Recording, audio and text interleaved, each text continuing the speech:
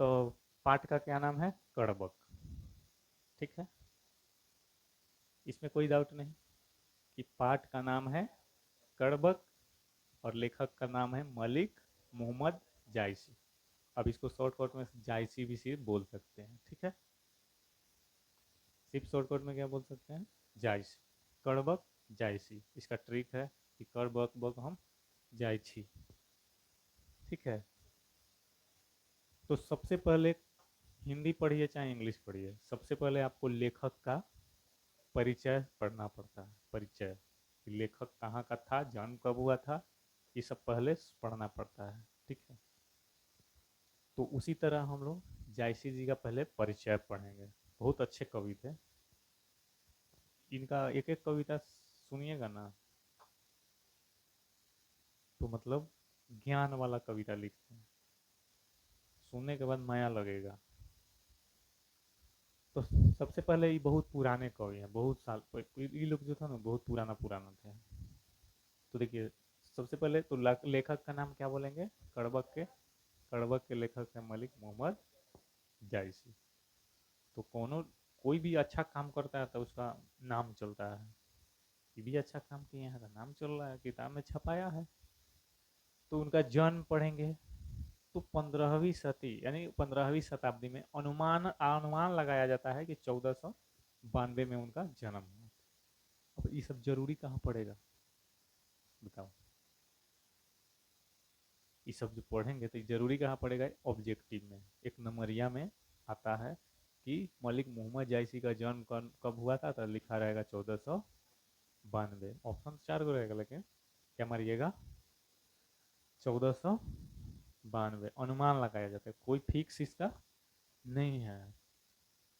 और निधन हो गया 1548, यो अनुमान लगाया जाता है, ऐसा फिक्स नहीं है। ठीक है, तो ये जन्म हो गया 1492 और मृत्यु होगा 1548। ये दोनों अनुमान के अनुसार बताया जा रहा है, ताकि उस समय उतना डेवलप नहीं था ये सब चीज़ कि किसी का जन्मदिन लिखा के रखा जाए। अब ना लोग हो गया शौकीन कि जन्मदिन लिख कर रखता है। पंखा अब एक्स्ट्रा चल रहा है, दोनों अपनी चाहेगी तो आगे हो बैठ सकती है। बैठने दो, अब बैठ गई है तो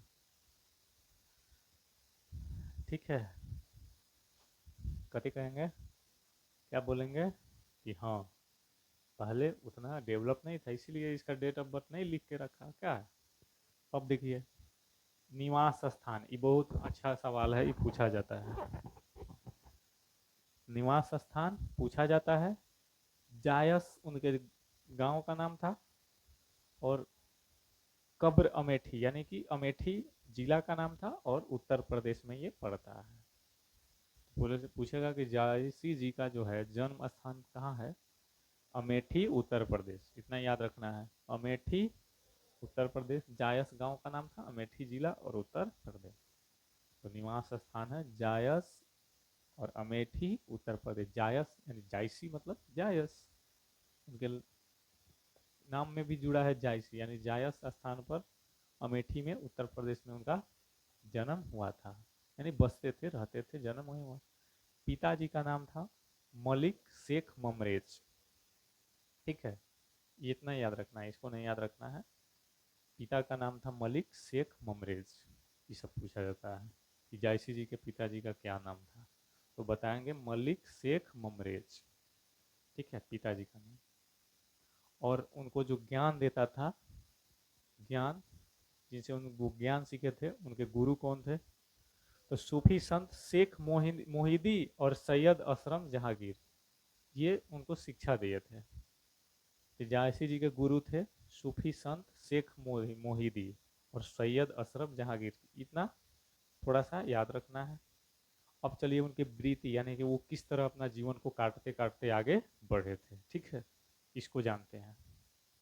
तो वृत्ति क्या था कि आरंभ में वो जायस में ही रहे हुए हैं, रहते हुए किसानी की है। ठीक है, जायस मतलब उनके गांव का नाम था, वहीं पे रहते थे और क्या करते थे? किसानी करते थे। ठीक है, शुरू में। बाद में क्या हुआ उनके साथ कि बाद में शेष जीवन जो है वो फकीरी में बीता है। फकीरी मतलब साधुओं उधुओं के साथ घूम घूम के या भीख मांगते थे और तब उसी से खाना पीना अपना, क्योंकि बचपने में उनके माता पिता का निधन हो गया, समझे। तो वही कह रहे हैं कि बाद में वो शेष जीवन जितना बचा वो फकीरी में बिताए, यानी गांव गांव घूमते थे साधुओं महंतों के साथ, भीख मांगते थे और उसी से वो खाते थे। बचपन में ही अनाथ हो गए, अनाथ मतलब उनके माता पिता बचपन में ही चल बसे, इसीलिए उनको भीख मांगना पड़ा। साधुओं फकीरों के साथ भटकते हुए बचपन बीता, नहीं बोले हैं, साधुओं फकीरों के साथ घूमते थे और जो भी मिलता था उसी से वो अपना जीवन बिताते थे। व्यक्तित्व क्या रहा, यानी उनका कुछ शरीर में भी प्रॉब्लम था, तो बिल्कुल था। देखिए शरीर में भी दिक्कत था, चेचक के कारण। चेचक तो आप लोगों ने सुना ही होगा। चेचक के कारण क्या हुआ था उनको, रूपहीन तथा बाईं आंख और कान से वंचित। यानी कि चेचक जब उनको हुआ था तो वो रूपहीन हो गए, यानी कि उनका पूरा चेहरे खराब हो गया। नहीं देखते हैं चेचक होता है तो दाग दाग हो जाता है, तो चेचक के कारण वो रूपहीन हो गए, यानी कि उनका पूरा रूप दूसरे बदल गया। और बायां आंख से और बायां कान से दोनों से वंचित, यानी दोनों, बायां आंख भी खत्म हो गया, अंधा हो गया, और कान भी बहिर हो गया, यानी दोनों से खत्म, टाटा बाय बाय, ठीक है, कि दोनों से वंचित हो गए। तो उसके आगे आप मनस्वी और स्वभावतः संत, यानी कि संत के रूप में, संत मतलब साधु महात्मा की तरह गांव गांव घूमते थे और भीख मांग के खाते थे। और उनका कृतिया जब बड़े हुए, जब उनको दिमाग खुला, बड़े हुए, तब कहें कि अब हम अपना जीवन जो बीता है उसको हम बताते हैं लोगों के सामने। तो क्या हुआ देखिए, उनकी कृतियाँ यानी किताबों का नाम है, यानी पाठों का नाम है वो पद्मावत है, बहुत इंपॉर्टेंट है। पद्मावत किसके लिए, किसका है, तो जायसी जी का। और अखरावट, जहाँ वट वट आ रहा है समझ जाइए जायसी जी का है।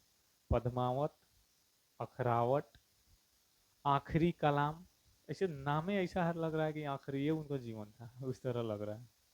चित्ररेखा, कहरा, कहरानामा, ठीक है, उसको छोड़ते हैं।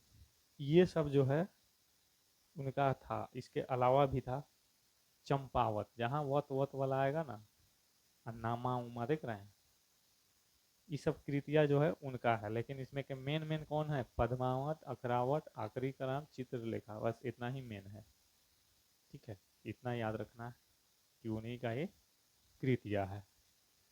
तो ये इनका परिचय है, समझ गए। तो किस आंख से अंधे थे, बायां आंख और बायां कान, ये दोनों उनका काम नहीं कर रहा था। क्यों हो गया था ऐसा, चेचक के कारण। उनका रूप भी खराब हो गया, किसके कारण, चेचक।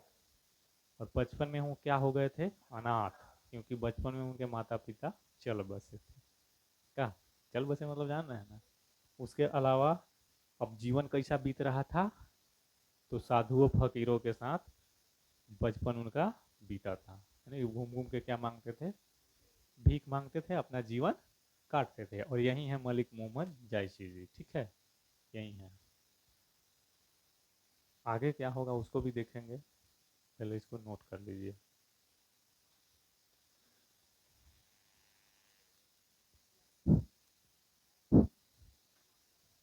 चलिए हो गया।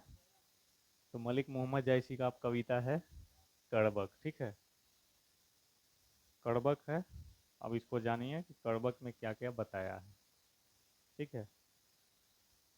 अब इसको एक एक लाइन आपको अपना से हिंदी में समझना होगा, इतना आसान नहीं होता है बच्चों के लिए, ठीक है, लेकिन पढ़िएगा तो सब चीज़ आसान है। कड़बक जो है वो अवधी भाषा में लिखा गया है, आपको अपना से उसको हिंदी समझना है, ठीक है। कैसे समझेंगे, तो एक एक करके समझते हैं। और इसके लेखक तो पता है कि जायसी जी हैं, और ये इनको प्रेम के क्या कहते हैं, प्रेम के पीर कवि भी कहा जाता है, ठीक है। तो ये जो भाषा है उनके, कड़बक भाषा जो लिखने की जो है, ये अवधी भाषा में लिखे हैं। और एक एक लाइन इसको अब हमें क्या में बदलना होगा, हिंदी में बदल बदल के समझना होगा। तो देखिए सबसे पहले है कि एक नैन कवि मोहम्मद गुनी, यानी कि कवि मोहम्मद जी जो थे एक नयन के थे। एक आंख तो उनका अंधा था, चेचक के कारण उनका बायां आंख और बायां कान दोनों खत्म हो गया था। तो एक नयन कवि मोहम्मद गुनी, यानी एक नयन के होके कवि जो है मोहम्मद जी वो क्या थे, गुनी थे। एक नयन के होते हुए भी उनके अंदर बहुत उनके अंदर गुण था। तो एक नयन कवि मोहम्मद गुनी, सोई विमोहा जय कवि सोनी। यानी कि जो भी कवि की बात को सुनता था ना वो विमोहा यानी मोहा जाता था, उनकी बातों में वो मोहा जाता था कवि के बातों में। तो एक नयन कवि मोहम्मद गुनी, एक नयन के होते हुए उनके अंदर बहुत गुण था। और सोई विमोहा जय कवि सोनी, यानी कि जो कवि को सुनता था उनकी बातों को सुनता था वो क्या हो जाता था, मुहा जाता था। हम सब देख रहे हैं, ठीक है ना। चांद जय जैस जग विधि अवतारा, यानी कि चांद जैसन मतलब जग में ही आए हैं, यानी कि इस धरती को चांद जैसन बन के अवतार लिए हैं। ठीक है, जैसे चांद में दाग होता है ना, देखने पे नहीं लगता है कि चांद में कि दाग लगल है काला सा।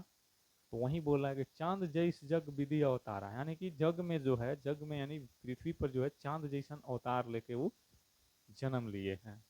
दिन कलंक किन उजियारा, यानी कि कलंक होते हुए भी वो उजियागर आदमी है। कलंक मतलब क्या होता है, दाग लगना। किसी के अंदर कलंक नहीं लग जाता है, कोई गलती करता है तो उसके अंदर कलंक ना लग जाता है एक प्रकार का। जैसे चांद में कलंक लगा है, दाग लगा है, मतलब काला काला काला दिख रहा है। तो वही बोल रहा है कि दिन कलंक किन उजियारा, यानी कि कलंक लगल है उनमें।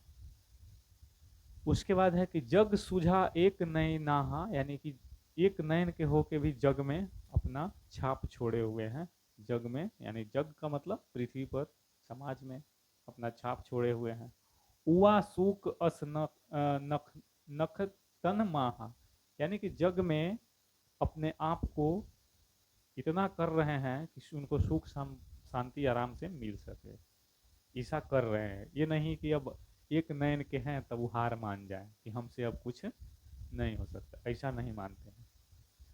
जौलहि अम्बहि डाभ न होई, यानी कि जिस आम में डाभ न होता है, तौलहि सुगंध बसाए न सोई, यानी कि जिस आम में डाभा नहीं पकड़ेगा तो वो सुगंध नहीं आएगा, वो उसका स्वाद मीठा नहीं लगेगा। तो वही बात है कि आपके अंदर मिठास होना चाहिए, आपके अंदर ऐसा गुण होना चाहिए कि कोई भी आपकी बातों में मोह आ जाए। ठीक है, तो वही बोल रहा है, जो लही अम्ब ही डाभ न होई, जिस आम में डाभ नहीं होगा तो लही सुगंध बसाए न सोई, तो उस आम में सुगंध भी नहीं आएगा, उसका स्वाद भी अच्छा नहीं लगेगा। उस तरह आदमी में भी वैसा गुण होना चाहिए जिससे उसकी बातों में कोई भी मोह आ जाए और उनकी बातों को माने। इनकी बातों को सब मानता था। किन समुद्र पानी जो खारा, जिस तरह समुद्र में पानी, समुद्र का जो पानी होता है खारा होता है, यानी नमकीन होता है समुद्र का पानी। नमक कहाँ से बनता है, नमक कहाँ से बनता है, नमक समुद्र के पानी से बनता है, क्योंकि समुद्र के पानी जो है ना खारा होता है, नमकीन होता है। उसी को 10-15 दिन की प्रक्रिया लगती है नमक बनाने में। समुद्र के पानी को पहले एक गड्ढा में जमा किया जाता है, उसमें 2-3 दिन सुखाने के बाद फिर उसको दूसरे गड्ढा में डाला जाता है, फिर वहाँ सुखाया जाता है। इस तरह 2-3 को प्रक्रिया होता है, 10-15 दिन लगता है। उसके बाद तब जाकर नमक बनाया जाता है, उसको साफ करके अच्छा से पैकेट करके तब बाज़ारों में आते हैं। बहुत मेहनत लगता है उसको करने में। सस्ता इसलिए है, ये कहिए कि समुद्र के पानी से बन रहा है, जल से बन रहा है, इसलिए सस्ता है, क्योंकि समुद्र का पानी कभी ख़त्म नहीं होगा, इसीलिए सस्ता मिल रहा है। लेकिन मेहनत उसमें भी लगता है बनाने में। तो वही बोल रहा है, किन समुद्र पानी जो खारा, यानी कि समुद्र की पानी जो जिस तरह खारा होता है, नमकीन होता है ना, तो अति भय असुर अपारा, यानी असुझ अपारा, उसी तरह जो है अपने कामों को पार लगाइए, खड़ा होइए, यानी कि अपने कामों के प्रति क्या रहिए, जागरूक रहिए, काम के प्रति अपनी पूरा हिम्मत झोंक दीजिए। तो वही बात बता रहे हैं। उसके बाद है क्या कि जो सुमेरु त्रिशूल विनाशा, यानी कि सुमेरु पर्वत को जो है शंकर जी अपने त्रिशूल से क्या कर दिए थे, विनाश कर दिए थे। तो कह रहे हैं कि जो सुमेरु त्रिशूल त्रिशूल विनाशा भा कंचन गिरि लाग आकाशा। तो ये सब समुद्र का नाम क्या बोलते हैं वो पहाड़ का नाम है जिनको शंकर जी त्रिशूल से विनाश कर दिए थे। भा कंचन गिरिलाग आकाशा, इसका मतलब क्या हुआ कि शंकर जी एक पहाड़ में त्रिशूल सटा दिए तो पूरा पहाड़ क्या बन गया था, सोना। कंचन मतलब क्या होता है, सोना। सोना बन गया था पूरा समुद्र क्या सॉरी पूरा पहाड़ ही सोना बन गया था। जो लही घड़ी कलंक न पारा, जो घड़ी लंक कलंक न पारा, कांच होई नहीं कंचन कारा। यानी कि कलंक जो है ना वो कभी छुपता नहीं है, जो कलंक लग गया वो हमेशा रहेगा। इसलिए कलंक से बचिए।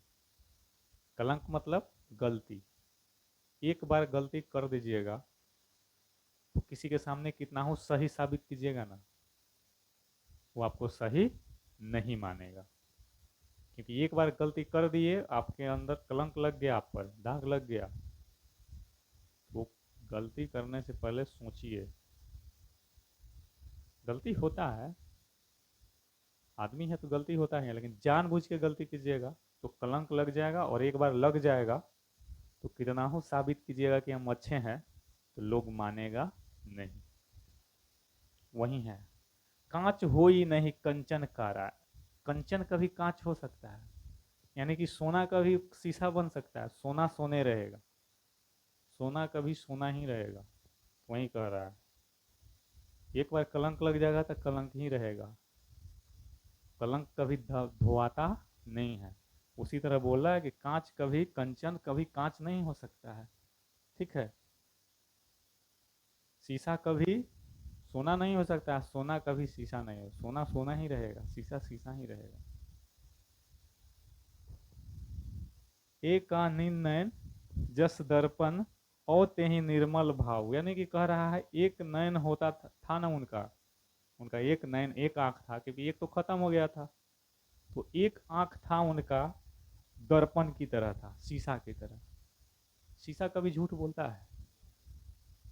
दुनिया में हर व्यक्ति अपने अपने फायदे के लिए झूठ बोल देता है, लेकिन दर्पण कभी झूठ नहीं बोलता है। उसके सामने जिस प्रकार खड़ा होइएगा उसी तरह दिखाएगा। बिना कपड़ा के खड़ा होइएगा तो बिना कपड़ा के दिखाएगा, कपड़ा पहन के खड़ा होइएगा कपड़ा पहन के दिखाएगा, पाउडर लगा के खड़ा होइएगा पाउडर लगा के दिखाएगा। दर्पण कभी झूठ नहीं बोलता है। एक आनन जस दर्पण, यानी कि उनका नयन जो था ना, एक आंख दर्पण की तरह था, पूरा दुनिया को सच सच देख रहे थे एक ही आंखों से, क्योंकि उनका बायां आंख खत्म। Ta-ta bye bye. किसका? जायसी जी का। ते ही निर्मल भाव, यानी कि एक एक आंख उनका निर्मल था, एक ही आंख से पूरा दुनिया को देख रहे थे कि अच्छा हमारा प्रति क्या सोच रहा है दुनिया, कि अंधारा अंधारा रहे, वो सोच रहे थे। हम्म। सब्र का रूपवंत गही मुख, जेवही कई चाऊ। यानी कह रहे हैं कि उनका रूप भी जो था वो खो गया था, चेचक के कारण उनका रूप भी खो गया था, रूपहीन हो गए थे, क्योंकि उनको चेचक हुआ था और चेचक के समय ही उनका बायां आंख बायां कान खत्म, और रूपहीन यानी रूप ही बर्बाद हो गया था। चेचक ऐसा बीमारी होता है जो 70 दाग लगा देता है। आगे देखिए, दो दो खंड, पहला खंड है और ये दूसरा, ठीक है। अब पढ़िएगा तो पता चलेगा कि मोहम्मद यही कवि जोरी सुनावा। मोहम्मद कवि जी जो है यही जोरी सुना रहे हैं, यही सब बात को सुना रहे हैं कि हमारा एक आंख दर्पण की तरह है, और पूरा दुनिया को हम दर्पण जिस तरह सच सच दिखाता है ना, पूरा दुनिया को सच सच हम अपनी आंखों से देख रहे हैं। यही जोरी बात, मतलब जोरी मतलब यही कहानी वो सुना रहे थे। तो यही बात है कि मोहम्मद यही कवि जोरी सुनावा, सुना जो प्रेम पीर गा पावा। यानी कि जो भी सुनता था उनके प्रेम में क्या हो जाता था, पीर हो जाता था, उनके प्रेम में वो मग्न हो जाता था। वैसा वो चीजें सुनाते थे।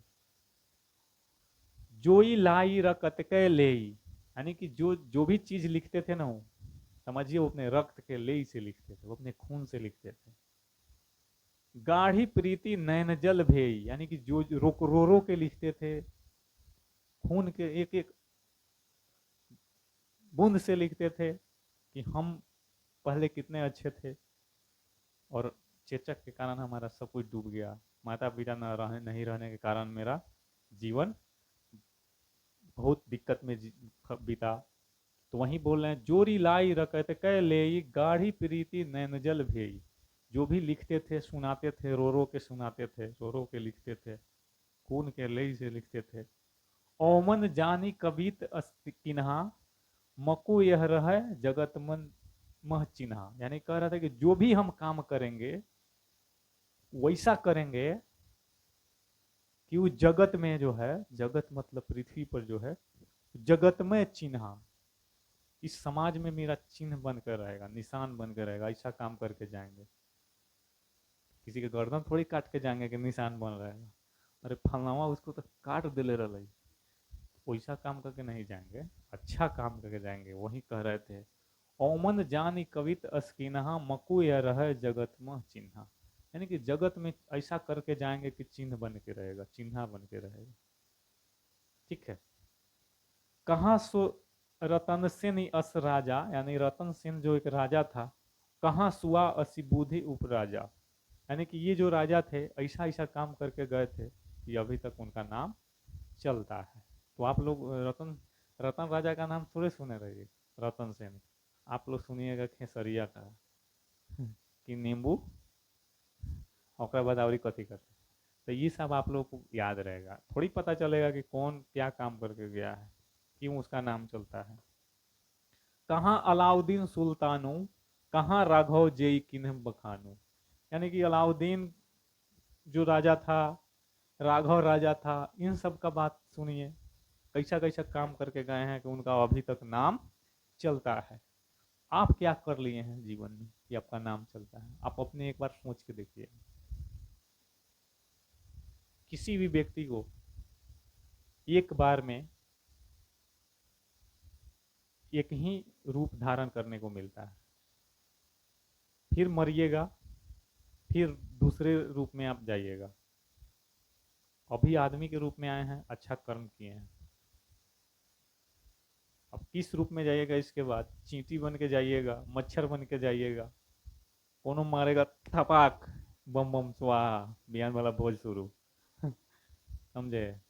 तो ये आदमी का जीवन बहुत कठिन तपस्या के बाद मिलता है, और इसको ऐसे ही बिताना मूर्खई है। ठीक है। गरीब लोग तो जन्म से लेकर अब बुढ़ारी तक कहता है हम गरीबे हैं। तो गरीब क्यों हो भाई? गरीब तुम खुद से कर रहे हो अपने आप को। तुम अगर 60 साल ही जीते हो तो तुम 60 साल में अपने लाइफ को नहीं चेंज कर सकते हो। 60 साल बहुत समय होता है भाई। 60 साल रटते रहोगे कि हम गरीब हैं, हम गरीब हैं, अब बाप मतारी को गाली दोगे, तो तुमको भी तो 60 साल मिल रहा है, तुम चेंज करके दिखा ना दो, है दम, दिखा दो। कहोगे हम गरीब हैं, गरीब हैं, तुमको भी उतना मौका मिल रहा है, तुम भी करके दिखा दो। तो जो कहता है ना कि हम गरीब हैं, हमारा पहले से ये नहीं था, वो नहीं था, उसको हम महा चुतिया मानते हैं। तुमको समय मिल रहा है, 50 साल 60 साल जितना दिन जी रहे हो मिल रहा है ना, करके दिखा दो। उतना साल में तो बहुत कुछ कर सकता है आदमी। यहाँ तो टीचर लोग 3 साल या 4 साल में करोड़पति हो गया जा रहा है।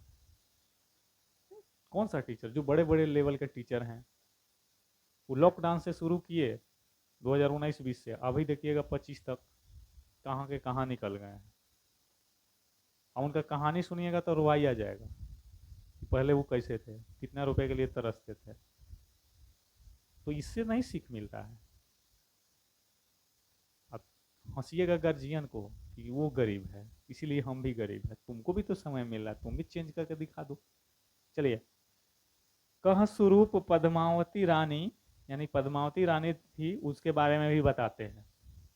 कोई न रहा जग रही कहानी, पद्मावती रानी भी उतना महान थी, उनका भी यहाँ जग में इस छुप मतलब जग में उनका नाम चलता है, कहानी चलता है, ठीक है। लेकिन अच्छा काम करने वाला कहीं कहानी चलता है, ठीक है। धनी सो पुरुष जस कृत जासु, फूल मरय पर मरय न बासु। यानी कह रहा है कि जो पुरुष इस इस धरती पर कृत मतलब कर्म करके जाएगा जिस तरह का, उसी तरह का उसका पूजा भी होगा। जो पुरुष इस धरती पर जिस तरह करके गया उस तरह उसका नाम चलता है, ठीक है। फूल मरय पर मरय न बासु, फूल को तोड़ दीजिएगा सूख जाएगा, फिर भी उसको हाथ में रख के देखिएगा तो उसका सुगंध जो है मिलेगा। फूल मर जाएगा लेकिन उसका बासु सुगंध कभी नहीं मरेगा। आदमी मर जाता है, आदमी मर जाता है, लेकिन उसका किया हुआ कर्म कभी नहीं मरता। जैसा कर्म किए रहिएगा वैसा ही नाम आपको समाज में छपा के मिल जाएगा। तो वही बात है, अच्छा कर्म कीजिए और ऐसा छाप छोड़ के जाइए कि आपके जाने के बाद भी आपका नाम हो। आप कुछ भी पढ़ते हैं तो क्या वो आदमी जिंदा ही रहता है, उसी का कहानी पढ़ते हैं। वो कबे का खत्म हो गया, टाटा बाय बाय, और उसको अभी हम लोग पढ़ रहे हैं। वैसा कर्म किया है तुम ना पढ़ रहे हैं, वैसा कर्म कीजिए कि आपका भी नाम चले। आपका कर्म ही आपका पहचान है, वरना इस दुनिया में तो एक नाम के हजारों इंसान हैं, समझे। कोई न जगत बस बेचा कई, न लिन्हा जस मोल। यानी कि कोई जगत में अपनी चीज को नहीं बेच सकता है, न किसी का मोल है इस जगत में। सब आया है और चला जाएगा, बस मोल उसके कर्म का है। जो यह पढ़े कहानी हम संवरे दुई बोल। यानी कि जो इस कहानी को पढ़ लेगा ना वो अपने आप को संभल जाएगा, संवार लेगा।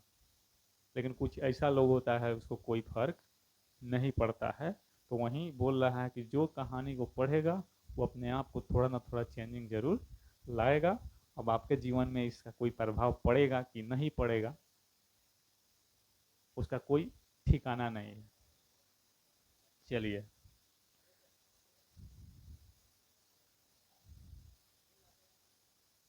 तो यही तो यही था सब।